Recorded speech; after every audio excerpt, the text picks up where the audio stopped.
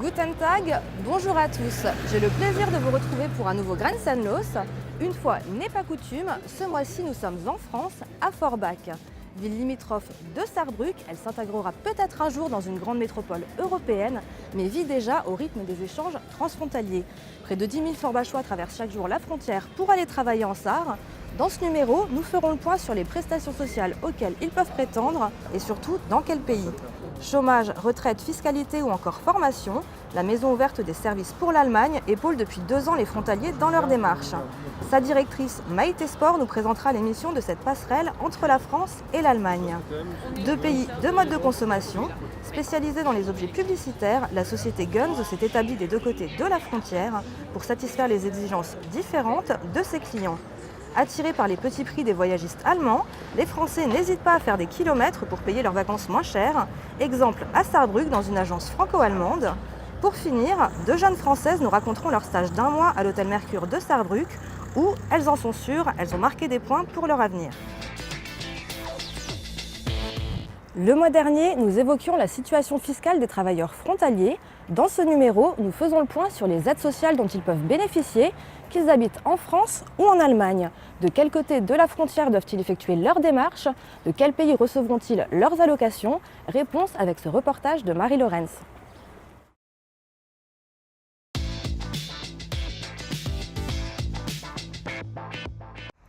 Le travailleur frontalier a un statut particulier, mais qu'il réside en France ou en Allemagne, il aura droit aux mêmes aides sociales que ses voisins. Si vous êtes vous-même un travailleur frontalier, que vous habitez en France et travaillez en Allemagne, ou que vous habitez en Allemagne et travaillez en France, vous percevrez la plupart des aides dans votre pays de résidence. Pour le chômage, les habitants en France percevront les allocations par le Pôle emploi et les habitants en Allemagne par l'Agentur für Arbeit. C'est différent pour les allocations familiales. En Allemagne, leur montant est plus élevé et versé à partir du premier enfant, à la différence de la France où elles sont versées à partir du 2e enfant. Les résidents en Allemagne peuvent donc percevoir normalement leurs allocations familiales.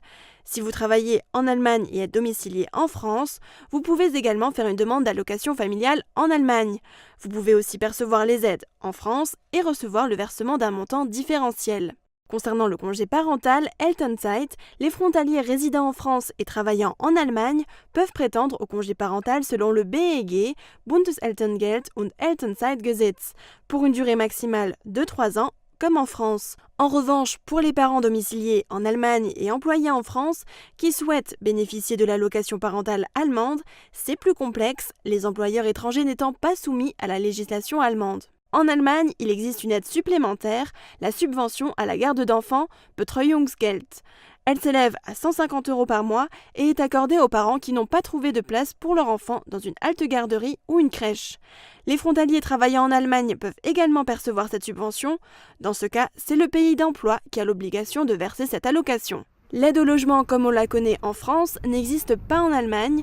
Il y a cependant une aide pour les personnes à faible revenu, Wohngeld, uniquement pour les résidents en Allemagne. Si ce reportage n'a pas répondu à toutes vos interrogations sur le statut de frontalier, n'hésitez pas à vous rendre à la MOSA, la Maison ouverte des services pour l'Allemagne, qui a vu le jour en juillet 2015 en face de la gare de Forbach. Pour nous présenter l'ensemble des services que la MOSA offre aux frontaliers, nous retrouvons la directrice de ce centre d'information, Maïté Sport, bonjour. Bonjour. Alors pour commencer, présentez-nous cette MOSA. Alors, la MOSA a donc ouvert ses portes le 15 juillet 2015, donc sur l'initiative du département et des intercommunalités donc du Val-de-Rossel, à savoir la communauté d'agglomération de Forbach, la communauté de communes de Frémin-Merlebach, la communauté d'agglomération de Saint-Avold, Centre-Mosellan et la communauté de communes du Warnt. Et donc, quelles sont vos missions? Pourquoi elle a été créée, cette MOSA? Alors, cette MOSA a été mise en place pour aider les travailleurs frontaliers, notamment dans toutes leurs démarches qu'ils pourraient rencontrer au cours de leur carrière professionnelle avec l'Allemagne. Bien entendu, nous accueillons également les futurs travailleurs frontaliers ou les anciens travailleurs frontaliers ou toute personne qui aurait besoin d'informations en lien avec l'Allemagne ou la France. Et donc, ce public qui vient vous rendre visite, il est français, il est allemand, et qu'est-ce qui les amène donc? Alors, nous avons aussi bien un public allemand que français qui vient donc nous voir pour avoir des informations. Ils viennent donc essentiellement, ces utilisateurs, pour avoir des informations sur le droit social ou le droit du travail lié à leur activité professionnelle ou leur ancienne activité professionnelle. Et quelles sont les demandes les plus fréquentes? Pourquoi ils vous sollicitent? Alors, ils nous sollicitent plus pour le droit social, donc, ou le droit du travail, comme je l'expliquais tout à l'heure, mais surtout sur des démarches administratives en fait, qu'ils vont rencontrer au cours de leur parcours professionnel. Par exemple? Alors, par exemple, on va avoir des demandes d'allocation familiale en fait, qu'il faudra effectuer entre la France et l'Allemagne à partir du moment où on devient travailleur frontalier. On va aussi également avoir des personnes lors de leur perte d'emploi qui vont venir nous voir pour connaître leurs démarches administratives à effectuer. Et quelle est la principale difficulté dans la rédaction ou la concrétisation de ces dossiers? Une des principales difficultés va être la barrière de la langue. Voilà, parce qu'il est certain qu'il y a des personnes qui travaillent en Allemagne qui ne pratiqueront pas la langue, ou du moins pas la langue administrative. De même, il va y avoir des personnes allemandes qui ont un lien d'activité professionnelle en France, qui ne maîtriseront pas la langue française administrative pour pouvoir effectuer leurs démarches. Pour compléter votre expertise, vous avez aussi des partenaires mosellans et sarrois. Vous pouvez nous en parler? Oui, bien sûr. Donc, nous accueillons le comité de défense des travailleurs frontaliers de la Moselle les 2e et 4e mardis du mois. Nous avons également des partenariats avec des caisses d'assurance maladie allemandes donc qui viennent directement chez nous à la Mosa. Nous avons donc l'AOK tous les mercredis dans nos locaux, tous les mercredis après-midi, l'IKK tous les jeudis après-midi, et nous avons également un partenariat avec la Knappschaft Banse qui est donc présente dans nos locaux les 2e et 4e vendredis du mois, le matin, sur rendez-vous. C'est une caisse qui est également compétente non seulement pour la maladie, mais également pour les mini-jobs et pour la retraite. Nous avons également des partenariats un peu plus ponctuels, c'est-à-dire, par exemple, nous avons la Chambre du travail de la Sarre, l'Arbeitskammer, qui est présente chez nous 2 fois par an. Et nous avons également la chance d'accueillir une journée internationale retraite 1 fois par an. Et cette année, elle aura donc lieu le 28 septembre. Et combien de personnes fréquentent la Mosa? Et quel retour vous avez de ces usagers? Alors, pour vous donner un chiffre précis, donc l'année 2016, la Mosa a eu le privilège d'accueillir 3171 utilisateurs qui ont eu besoin donc, de nos services par rapport à leurs liens professionnels ou activités de loisirs entre l'Allemagne et la France ou entre la France et l'Allemagne. Et sur ce premier trimestre 2017, nous avons accueilli plus de 1000 personnes. Oh, c'est en augmentation même. C'est en augmentation, voilà. Et qu'est-ce qu'ils vous disent les gens quand ils repartent d'ici? Alors le retour essentiel, c'est merci pour votre présence, merci de nous aider dans nos démarches. C'est un service utile qui manquait vraiment à la population des travailleurs frontaliers. J'imagine qu'il y a pas mal de nos téléspectateurs qui pourraient être intéressés justement par la Mosa et l'aide que vous leur apportez. Est-ce que vous pouvez nous rappeler les horaires d'ouverture? Bien sûr, nous sommes donc ouverts au public les mardis, mercredis et jeudis après-midi de 13h30 à 17h15 et le vendredi matin de 10h à 12h30. Et je crois que vous recevez aussi sur rendez-vous. On reçoit également sur rendez-vous pour justement les dossiers un peu plus spécifiques, comme par exemple une demande d'allocation familiale qui prend un peu plus de temps et qui demande un peu de discrétion. Donc à ces moments-là, nous donnons des rendez-vous les mardis, mercredis et jeudis matin. Ok, écoutez, merci beaucoup Maïté Sport d'avoir répondu à nos questions. Merci à vous. Avant de se quitter, je vous invite juste à regarder le reportage qui va venir, qui pourrait vous inciter à promouvoir la Mosa grâce à des goodies.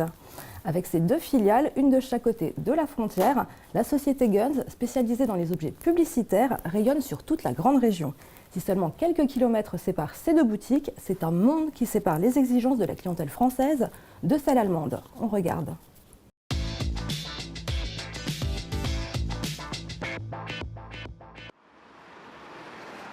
Dans les années 90, Jean-Luc Gugnon est alors commercial à Sarrebruck lorsqu'il choisit la capitale du Saarland pour y établir JP Consulting, sa première société. L'affaire tourne. En 2000, le jeune chef d'entreprise décide alors d'ouvrir une seconde filiale en France cette fois-ci. En Allemagne, c'est une Einzelfirma et en France, c'est une SARL qui n'ont aucun lien l'une avec l'autre. On est le fournisseur de tous ces produits-là. Oui. Les 2 sociétés sont spécialisées dans la création d'objets personnalisés. Malgré un type de clientèle identique des 2 côtés de la frontière, un fossé sépare le mode de consommation des 2 nationalités. Le chef d'entreprise a dû s'adapter. Alors, la différence, elle est absolument énorme, bien que nous soyons voisins. Le mode de consommation d'objets publicitaires en France et en Allemagne est complètement différent. En Allemagne, l'objet publicitaire fait partie intégrante de la communication de toutes les entreprises. Ils veulent des produits de qualité parce qu'ils partent du principe qu'à partir du moment où le logo est apposé sur un objet qui est offert, c'est l'image de la société qui est véhiculée. Voilà. Donc qualité, qualité, qualité. Le marché français est différent. En France, on cherche du prix. Il faut que ça soit tout pas cher. D'abord, c'est le budget et le nerf de la guerre. Le français sera plus pour du produit qui soit un peu fun, avec des couleurs sympas, des gadgets qui servent à rien et qui coûtent pas cher, mais qui puissent distribuer en masse. Alors que l'allemand, ça va être le petit cadeau utile ou au moins de qualité. Entre qualité et quantité, Guns a choisi de conserver les deux et de traiter le marché franco-allemand séparément dans leurs pays respectifs. Exactement. Un chargeur batterie, quand vous appuyez sur le bouton, il vous indique le nombre de pourcentage de batterie qu'il y a encore. L'hiver n'a pas été très froid, mais il a été bien long. Comme nous tous, j'imagine que vous avez envie de soleil et d'évasion, de préférence à petit prix. Alors direction Saarbrück, où depuis 2009, Sophie et David, un couple franco-allemand, ont monté leur agence de voyage et accueillent leur clientèle dans les deux langues. On regarde.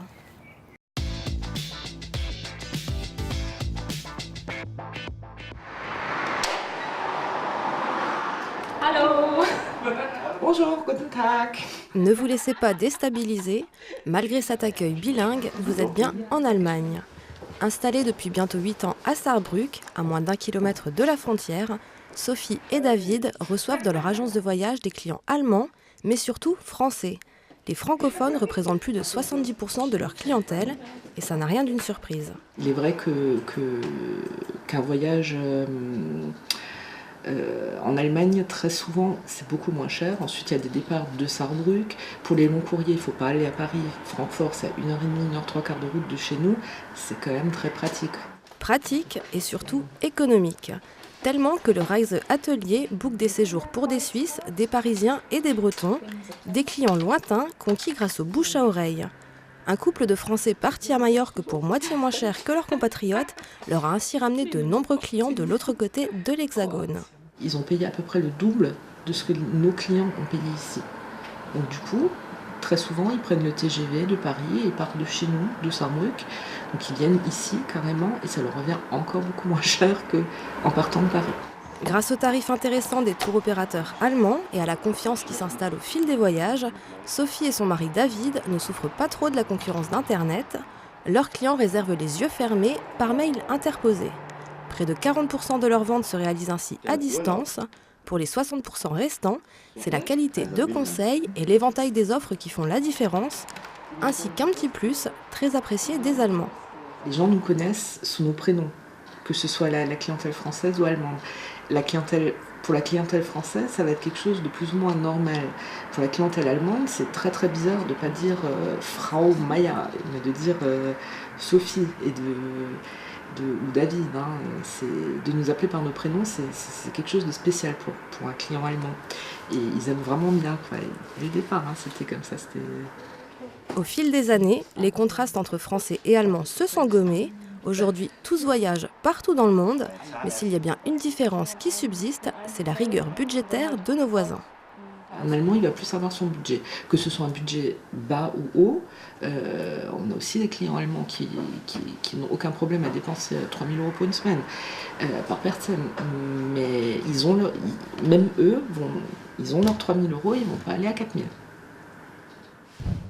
Il n'y a pas que pour les loisirs que nous traversons la frontière. Les 20 000 frontaliers français sont accompagnés dans leur trajet par de nombreux stagiaires. Depuis 5 ans, l'hôtel Mercure de Saarbrück accueille des jeunes Français de Moselle-Est, mais aussi des élèves venus de bien plus loin. Une chance qu'ont saisie Athéna et Océane, deux auxerroises que Julia Bitran a suivies lors de leur dernière semaine de stage.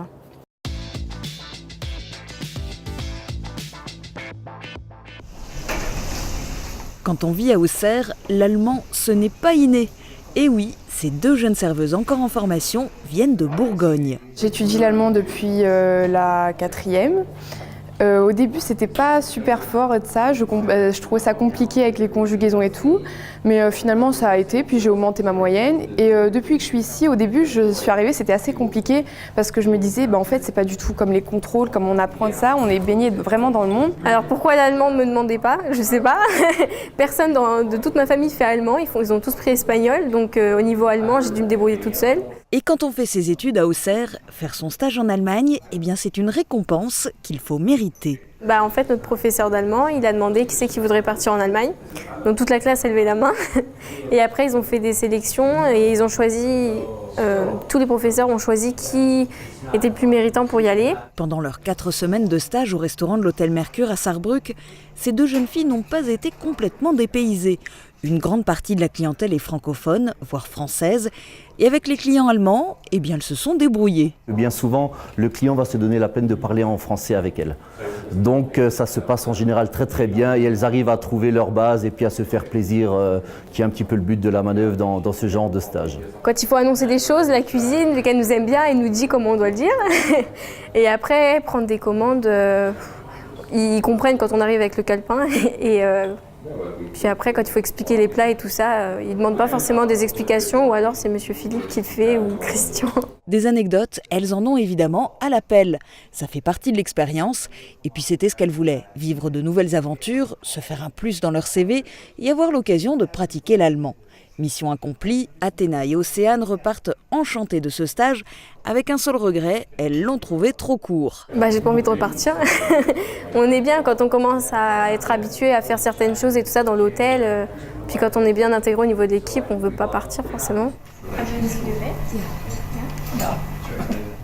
Pendant ce dernier reportage, nous avons grimpé les marches de la tour du Schlossberg, 118 précisément, pour vous laisser découvrir ce panorama de Forbach et des environs, endroit idéal pour se dire au revoir.